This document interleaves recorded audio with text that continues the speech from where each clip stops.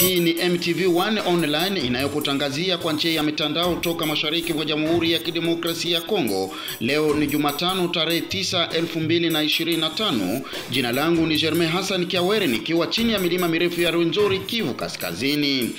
Matangazo haya yanapatikana kupitia mitandao yetu ya www.mtv1news.com, Facebook MTV News DRC, Twitter ama X MTV DRC, LinkedIn MTV News, pamoja na redio shirika za FM Kivu Kaskazini nchini DRC, ikiwemo Radio Oasis FM TV Beni, RTGL Butembo na Kirumba Lubero, Radio Setrobo huku Kimbulu wilayani Lubero, RCK Lubero, Rakove huku Kiwanja Ruchuru, Global Weke huko Mtwanga Beni DRC, Sake FM huko Masisi, LFM katika mji wa Goma. Taarifa kuu siku ya leo ni kanisa Katoliki kutangaza Floribert Bwanachui kuwa mwenye heri katika kanisa Katoliki baada ya kuoa kwa kutaarushwa. Kuna watakatifu, wanawaita watakatifu. Kama tunataja mtakatifu ni njoo wanapenda maisha yake, namna yake ya kuishi, fadhila zake ziweze kuwa mifano kwa ajili ya Wakristo wengine, kwa ajili ya watu wengine. Na vyombo vya usalama nchini Jamhuri ya Kidemokrasia ya Kongo vyaendelea kukabiliana na uasi wa Thomas Lubanga. Watu ama wapiganaji wa CRP ya bwana Thomas Lubanga wakati wa mapambano waliweza kukimbia huko na wakajikuta katika kambi ya Nyamusasi ambapo kunapatikana vile wakimbizi wa vita. Ni hayo kwa siku ya leo, ndugu msikilizaji na mtazamaji wa MTV, na kualika kuandamana nami tangu mwanzo hadi tamati ya makala haya.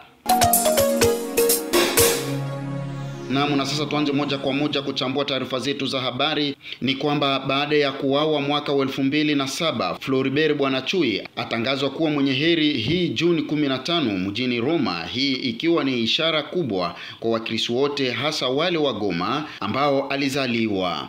Bwanachui aliuawa mwaka wa 2007 kwa kukataa rushwa. Willy Ngubi Ngengele ni askofu wa Dayosisi ya Goma, amezungumza na wanahabari kuhusu maandalizi na sababu ya Floribert Bwanachui kutangazwa mwenye heri. Eklesia inatambua utakatifu ndani ya maisha yake. Ndio sisi wote tunazaliwa na wanawake. Hata Yesu Kristo mwana wa Mungu amezaliwa na mwanamke. Wa mitume wote wamezaliwa na wanawake. Ila namna yetu ya kuishi inaonesha tofauti kati yetu. Tofauti kati ya yule mwenye kuwa na imani, ni kuwa muamini, ni kuwa Mkristo, na yule mwenye kuwa mpagani, asiyeamini, asiyemjua Mungu. Tofauti iko kati yetu. Na pia kati ya Wakristo, kati ya waamini. Kuna pia tena tofauti kati ya wale wenye wanampenda Mungu zaidi, wenye wameguswa ndani ya roho ya moyo wao na moto wa Roho Mtakatifu, na wako tayari kutoa uzima wao. Wanazarau vyote kwa katika maisha yao, havina lazima kupitia neno la Mungu. Kuna wale wa Kristo, ndio sio wote ni wa Kristo, lakini kuna wale wenye kweli wanapokea neno la Mungu na wanapenda kweli kuliishi. Na mimi naweza kama mtu akiwa wa namna ile, eklesia inamtambua, na ikamtambua inapenda kumuonyesha kama vile mfano kwa Wakristo wengine, mfano kwa wanadamu wengine. Hiyo ndio eklesia, na tangu zamani inafanya hiyo. Ndio maana mnajua katika eklesia kuna watakatifu, wanawaita watakatifu. Kama tunataja mtakatifu ni njoo wanapenda maisha yake, namna yake ya kuishi, fadhila zake ziweze kuwa mifano kwa ajili ya Wakristo wengine, kwa ajili ya watu wengine. Na ya neno jambo la pili katika maisha ya Floribert Bwanachui, kwa nilisema huku Kongo hakuna watu wengine wenye kustahili kuwa watakatifu. Jambo la pili kubwa, amekufa kifo cha ukali. Aliuawa na wajambazi, hatujui namna gani, kwani alikataa kukana imani yake, alikataa kuacha fadhila zake za Kikristo. Alipenda kuendelea kuwa mwaminifu kwa neno la Mungu, kwa fadhila la Kikristo, mpaka mwisho. Alikubali waweze kumuua juu ya hiyo. Wanangine wanasema kama walimukata nini. Hiyo yote amekubali juu ya imani yake. Jua kama neno la Mungu ndio neno la uzima, na maisha ya mwanadamu haishie tu hapa duniani, hayo katika mambo ya kujifurahisha, kupata mali, kuwa na cheo. Hapana. Maisha ya mwanadamu ina maana kubwa zaidi, ikiweza kukufikisha mbinguni. Hiyo ndio ilikuwa fadhila kubwa katika maisha ya Floribert Bwana Chui bin Kositi. Ni kusema kama alikuwa kijana, lakini namna aliishi, naambia nipatia mifano namna aliweza kuuawa. Inaonyesha kama huyu kijana haiko sawa vijana wengine, huyu Mkristo haiko sawa Wakristo wengine. Inafaa wengine mtambue kama vile mfano wa maisha yao ya kiroho. Ni ile naweza kuambia kwa ajili ya swali lile. Alikuwa kijana. Unajua ni sawa vile naambia wafanyakazi wa serikali wako wengi, lakini si wote wanakubali kukataa pesa juu ya kufanya kazi yao vizuri. Lakini alikataa pesa, wanampatia pesa kila mara. Wanaambia hivyo, mnajua wanasema kwetu ufunge macho. Wanapenda kumfunga macho asione vile vitu vibaya, lakini yeye anasema hapana, mimi sikubali. Hiyo ndugu apenzi, kwa sababu vile mimi nasema ni neema na ni sawa vile ishara ya Mungu kupatia mwanadamu nguvu ya kuweza kujikatalia mpaka katika hiyo kipindi amefikia Floribert Bwana Chui bin Kositi. Tukibaki mjini Goma ni kwamba gavana wa upande wa M23 Erasto Musanga ameanzisha rasmi shughuli za michezo mjini Goma baada ya shughuli hizo kusimamishwa muda mrefu kutokana na vita vilivyoshuhudiwa. Erasto Musanga alizungumza Jumapili wakati ya mechi ya kwanza katika uwanja wa mchezo wa Delinite mjini Goma. Ya kwanza, kama kawaida, tunashukuru Mwenyezi Mungu mwenye alituwezesha kufika hapa. Tunashukuru viongozi wote wenye wako hapa kwa kuhudhuria kuanzisha tournoi ya leo. Tunaomba kwa viongozi wote wenye wako hapa washimame wasalimie. Mimi sina mingi ya kuongea, lakini nitazungumzia kitu kimoja.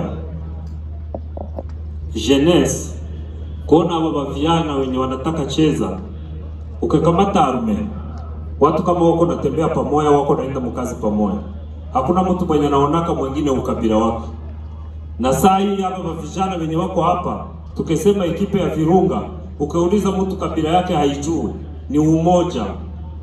Yenye tunaweza waambia sport ni umoja, na watu wote waangalie kama arme exemplaire, kama ni ya kupiganisha ubaguzi wa ukabila. Na sport abo vijana wenye wako hapa mbele yetu, tunaweza waomba sawa jinsi mko ekipe, mkwe mnatumika kama ekipe, na mfundishe watu wengine kama mnarudia manyumba za kwenu, mwafundishe kama umoja ndio nguvu, tupiganishe ubaguzi wa ukabila. Kitoka Goma tunavuka hadi Beni ambako shirika zenye kutetea haki za binadamu zaomba makundi yenye silaha ambayo imesajili watoto katika kundi zao kuwaondoa kwa haraka, kwani ni kinyume na sheria. Paluku Ngangondi ni mbunge wa zamani wa Beni. Unajua, wakati serikali ya Kongo imeanzisha serikali ya dharura, hiyo tunaita etat de siege. Serikali ya Kongo ilisema lengo ya serikali ya dharura ni kuwafyeka wanamgambo wote wenye kumiliki silaha kinyume na sheria, iwe wanamgambo wa nchi zingine, wale tunaita FDLR, ADF NALU na zingine, iwe wale wanamgambo wenye kuwa wakongomani, kuwasaka. Lakini shida na kuwa hiyo serikali ya dharura ya etat de siege ambayo tunasema kwa lugha ya Kimombo, ambayo imeanzisha, haija hata kusaka kikundi kimoja cha wanamgambo wenye kumiliki silaha kinyume na sheria. Unaona kama kuliko hiyo serikali ya waskari ipige vikundi, Kisekedi ameita vikundi tena vyote vya wenye kumiliki silaha kinyume na sheria, anawaingiza kwenye jeshi ya Kongo. Na wakati wanawaingiza kwenye jeshi ya Kongo, wengine wanasema wanataka wakuwa wa kanali, wengine wanasema wanataka wakuwa wa general. Sasa utakuwa kanali, utakuwa general, utakuwa kapiteni, hauna kikosi. Ndio wanaenda kwenye miji, kwenye vijiji kuingiza kinguvu watoto ndani ya vikundi vyenye kumiliki silaha ambavyo wao wanasupport. Hawa wa majimaji inakuwa shida kwa nchi, shida ambayo hatutaweza tena kutatua kwa siku zinazokuja. Hawezi kuacha kujenga serikali ambayo inajulikana kisheria. Unashindwa kujenga jeshi ambayo inajulikana kisheria, unaenda kulogotesha tena wenye walichukua silaha kinyume na sheria dhidi ya wananchi na kushambulia mali ya nchi. Unawafanya eti wanakuwa wa reservist, wanakuwa wazalendo. Hiyo inakuwa kinyama kabisa ambao serikali inafanya. Na unaona vile vikundi ndio wanaingiza watoto kinguvu kwenye jeshi, kwenye vikundi vyao vyenye kumiliki sheria. Na unajua kama hiyo inakuwa crime ambayo sisi kama watetezi wa haki za binadamu kila siku tunaendelea kulaumu. Lakini Kisekedi nini inahitajika kufanyika? Kitu ambacho kinahitajika kufanyika ni kuweza kuvitwanga vile vikundi vyote vyenye kumiliki silaha. Kikundi chochote ambacho haiko FARDC kinapaswa kuweka silaha chini. Kikundi ambacho haiko PNC kinapaswa kuweka silaha chini, na tunahakikisha kama tunabaki na jeshi moja. Lakini unasema unaanzisha etat de siege, serikali ya dharura kwa kupiga vikundi, kisha kuliko ile ipige vikundi inakuwa ya kukokota vikundi kuviingiza kwenye serikali. Hiyo inakuwa kufanya kitu na kinyume chake, na hiyo haiwezi kutusaidia kufikia amani ambao raia wanataka, ambao raia wanatafuta kila siku. Wilaya ya Mambasa, mtu mmoja afariki dunia baada ya kulipua na bomu akiwa shambani mkoani Ituri. Taarifa kutoka wilayani Mambasa zasema mkulima aliyekuwa shambani amelipua na bomu lililokuwa limetegwa na watu wanaozaniwa kuwa ADF. Taarifa za kiusalama zasema. Ramsi Mali Kidogo, mmoja wa wanaharakati wanaotetea haki za binadamu wilayani Mambasa, asema tukio hili la kustusha lilishuhudiwa katika kijiji cha Katere, kilomita 15 magharibi mwa mji mdogo wa Makumo wilayani Mambasa, wakati mkulima huyu alikuwa akifanya shughuli zake za shambani. Un engin explosif a blessé un cultivateur dans son champ au niveau de Kitere. Kitere, c'est une bourgade située à plus ou moins 15 km à l'ouest de Makumo Centre, dans le groupement Bangole, à chefferie de Babila Babompi, dans le territoire de Mambasa. Kwamba eneo hili hushuhudiwa mashambulizi ya mara kwa mara kutoka watu wanaozaniwa kuwa ADF. Kumbuka kwamba eneo hili kila mara wakazi wakiomba serikali kuongeza nguvu zaidi katika msako wa ADF mkoani Ituri, hasa Mambasa, Beni na Lubero, Kivu Kaskazini, ambako maelfu ya wakazi wamepoteza maisha na wengine kutekwa na watu wanaozaniwa kuwa ADF tangu mwaka 2024. Kuhusiana na tukio hilo tumezungumza naye Japo Lungangondi, mbunge wa zamani wa Beni, ambaye amefuatilia kwa muda mrefu swala la ugaidi wilayani Beni. Hali na mapambano ya kijeshi ya kuwafyeka hawa wa ADF, kuwafuatilia mahali wanakimbilia na kuwatwanga kabisa bila kupumzika. Mali ya hiyo hakuna kitu ambayo naweza kutusaidia kuwamaliza hawa wa ADF ndani ya Ituri na Kivu, kwa sababu kila mara wakati jeshi letu linaanzisha msako juu yao, unaona amani inarudi. Lakini kibaya ambacho serikali ya Kongo inafanya ni kukuwa na pumbuzishia hii mapambano. Wanaanza mapambano, kisha wakati mmoja wanaacha, miezi 6 miezi 8 hakuna tena mapambano, hawafuatilie hawa hiyo muda wanajiweka tena kidete, wanashimama, wanajitengeneza na wanaanza tena kushambulia amani. Hiyo strategia nilishakasema mara kadhaa haiwezi kusaidia amani kurudi. Lakini kama tunaweza kuanzisha mapambano na tunawapiga, tunawafuatilia, tunasikia wanakimbia mahali fulani, tunawafuatilia, hiyo ndio inaweza kumaliza hao wa hivyo. Hawako hapo nguvu, hawana nguvu, lakini nguvu yao wanaipata ndani ya uzembe ya serikali yetu ya Kongo. Lakini kuna msako wa pamoja wa jeshi la Uganda na lile la Kongo. hata hiyo msako kwa mwanzo, unaona wakati walianza huku ndani ya mtaa wa Beni kwa Kivu ya Kaskazini, huku ngambo ya nani ya Rwenzori, wakati walianza Rwenzori ilikuwa imeharibika, imechafuka, watu walikuwa wamekimbia Rwenzori, lakini kwa sababu jeshi ya UPDF ya Uganda wakati iliingia ilifanya mapambano msako bila kushimama, amani imeweza kurudi huko. Amani imerudi, watu wamerudi kwenye vijiji, watu wamerudi kwenye mashamba wakifanya kazi zao. Amani imerudi, lakini mahali pengine shida zinaendelea kwa sababu kunakuwa vita leo, kisha juma moja wanaacha, wanafanya miezi 6 hawafuatilia adui, na adui wanajipanga tena sawasawa, wanajitengeneza na waje tena kuharibu usalama ya raia. Tukiondoka Beni tunaelekea huko Ituri ambako msako mkali umefanyika katika kambi ya Nyamusasi baada ya wapiganaji wa Thomas Lubanga wakikimbilia katika kambi hiyo kutokana na mapigano. Costa Sambagalwa yuko mjini Bunia, mkoani Kivu Kusini. Ndio waliweza kufanya uchunguzi kwenye kambi ya wakimbizi pale Nyamusasi, ni katika mji wa Chomia, ambapo kulikuwa watu ama wapiganaji wa CRP ya bwana Thomas Lubanga wakati wa mapambano waliweza kukimbia huko na wakajikuta katika kambi ya Nyamusasi ambapo kunapatikana vile wakimbizi wa vita. Alafu kisha malalamiko ya shirika za raia na watu ambao wanapatikana huko waliweza kulalamika na kutafuta uchunguzi uweze kufanyikwa. Na ni hapo jana siku ya Mungu kulikuwa vikosi vya usalama huko ambapo vilikuwa vikisindikizwa na FARDC na PNC waliweza kuungana kwa ajili ya kuweza kufanya uchunguzi.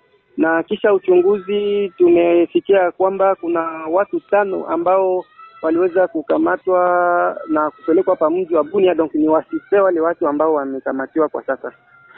Lakini pamoja na hayo ni kwamba kumekuwa na mikutano kuhusu amani ambako viongozi wa kiasili Walendu pamoja na wengine ambao wameomba community yote iache mapigano waendee kwenye mambo ya amani.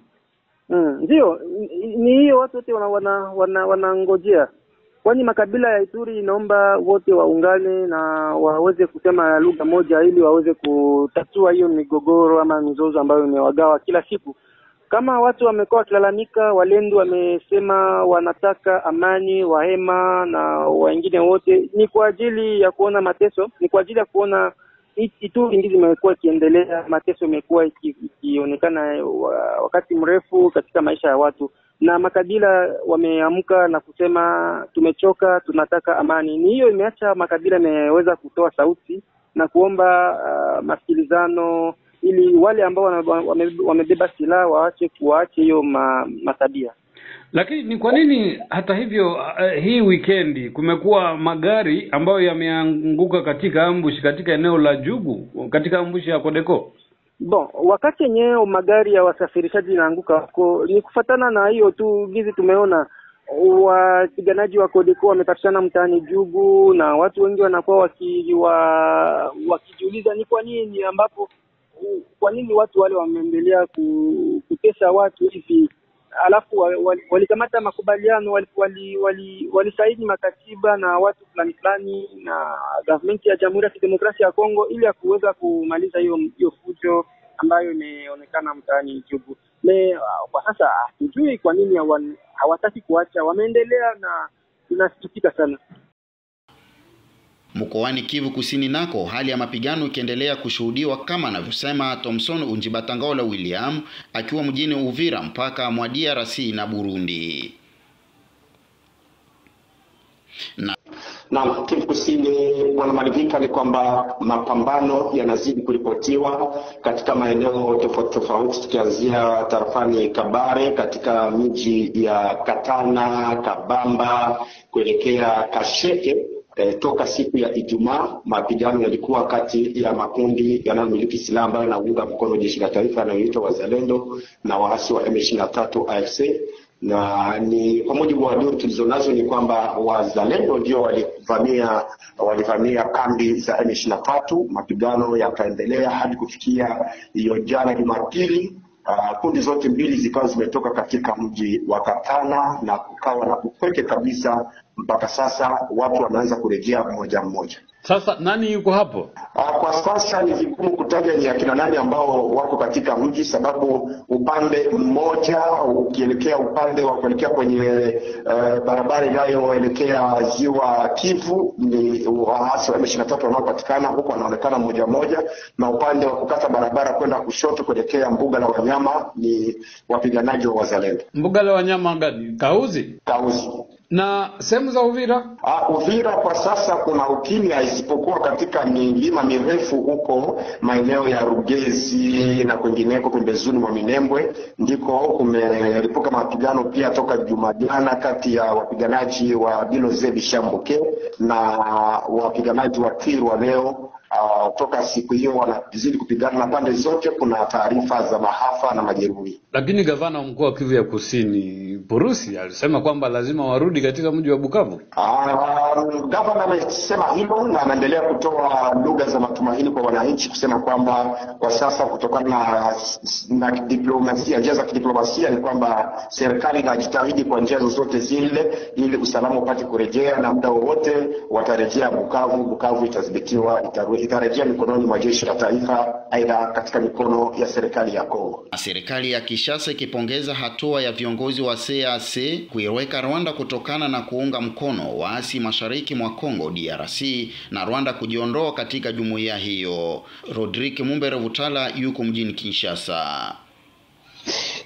Kwa Kinshasa ni kushtushwa tu na ripoti hiyo ya Rwanda. Kwa Rwanda ameamua kihiari kujiondoa kwa jumuiya ya kiuchumi ya mataifa ya Afrika Kati, na hiyo inashtusha serikali ya Jamhuri ya Kidemokrasia ya Kongo. Lakini kwa namna nyingine ni ushindi mkubwa kwa vyama kwa wakongomani ambao hasa vyama vinavyomuunga mkono rais wa Jamhuri Felix Tshisekedi, ambao wanasema kwamba ni ushindi mkubwa wa Jamhuri ya Kidemokrasia ya Kongo, ukionyesha kwamba diplomasia yake inasonga mbele na kwenda barabara, na Rwanda ikiwa mmoja wapo mataifa ambayo yanashota vidole kuunga mkono waasi mashariki mwa Jamhuri ya Kidemokrasia ya Kongo, hasa M23. Na hii ni ushindi kwa DRC, lakini kile kinachoshtushwa viongozi wa serikali ya Kongo ni kwamba Rwanda kwa nini ajiondoe, na Rwanda katika tangazo lake amesema kwamba DRC na mataifa kama Burundi yamemzuia asihudumu kama kiongozi wa jumuiya hiyo. Lakini ukiangalia ni kwamba waziri ama msemaji waziri wa habari na msemaji wa serikali ya Kongo Patrick Muyaya anasema kwamba hiyo ilikuwa ni kawaida. Unaangalia hapa kwenye matamshi ya Rwanda inasema kwamba inashangazwa watu kuunga mkono serikali ya Kongo. Sasa hii mnaionaje hizi tofauti kati ambayo imeingia katikati hizi serikali mbili wakati ambapo huko kwenye mchakato wa mazungumzo? Hivi tu ni vita vya maneno. Vita vya maneno vimeikumba mataifa haya mawili, DRC na Rwanda. Lakini cha muhimu ni kwamba kila mtu anashikilia uamuzi wake, upande wake. Lakini ripoti nyingi za Umoja wa Mataifa zinaonyesha kwamba Rwanda aliungwa kwa namna nyingine mkono waasi mashariki mwa Jamhuri ya Kidemokrasia ya Kongo, na DRC yakiendelea na kushota kulingana kauli hiyo. Rwanda ameona kwamba amepoteza bahati ya kuongoza jumuiya hiyo ya mataifa ya kiuchumi ya ukanda mwa bara Afrika Kati. Kwa DRC ni ushindi, na kwa Rwanda ni mshangao. Kujiondoa hivyo ni kama kutokuamini viongozi wa mataifa hayo. Ni kwamba Rwanda ameona kwamba huenda DRC na mataifa mengine yameegemea upande wa DRC, lakini kwa DRC ni kwamba hiyo ni sawa tu, ni sawa na Rwanda ingalichukua nafasi, sijui kama DRC ingalijikuta vipi ikiwa Kongo inazingirwa sana kwa namna nyingi sana na uasi ambao unashotwa vidole na kwamba una pasipoti uasi nchini DRC hasa Rwanda. Kigali kuondoka pengine ina sheria zake, na hiyo wanasema haiwatishi. Ndio, kwa upande wa Kigali wana sheria na jumuiya ama shirikishi, sikusema mtu akibaki tu tabaki milele. Nikisema taifa likiamua kujiondoa inaweza kujiondoa, lakini Kongo imeshangaza tu na kushtusha na uamuzi huo ambao umemwondosha Rwanda. Na waziri wa vyombo vya habari wa DRC Patrick Muyaya alikuwa wazi kusema kwamba Kongo ana haki ya kujitetea, na ni mshtuko sana kuona Rwanda anajiondoa. Naye pia kwa upande wake ana haki ya kujitetea. Nikusema kila taifa lina haki na lina vile vigezo ambavyo vinasimamia mwenyewe. Ukiangalia kwa wananchi wa chini, nao wanasemaje? Wananchi wa chini nikusema hasa Kinshasa hapa watu hawaja izungumzia sana. Kwa vyombo vya habari imezungumziwa tu kidogo. Watu wanajihusisha kwanza na habari hasa za vita, habari za mashariki, habari za siasa ambazo zinakwaruza vichwa vya habari, huku mrengo ulioko madarakani ukijiandaa kufanya kalendari ya uchaguzi. Unajua mwaka wa 2028 ni wa kura nchini Jamhuri ya Kidemokrasia ya Kongo. Nasema vyama vimeanza kujiandaa kuhusu uchaguzi ambao unafika hivi karibuni. Licha kuwepo mazungumzo ama mchakato wa Doha, mchakato wa Nairobi tuseme ambao bado haujafuatiwa sana, na mchakato huo ambao unafuatiwa na viongozi kama Sengo na SSA. Tumalizie Tanzania ambako waziri wa afya nchini Tanzania Jenista Mhagama amezindua bodi ya wadhamini wa taasisi ya tiba ya mfupa na ubongo Muhimbili, huko akitoa maelekezo kwa bodi hiyo kwenda kusimamia ubora wa huduma kwa wateja na kuhakikisha inafikia Watanzania pale watakapohitaji.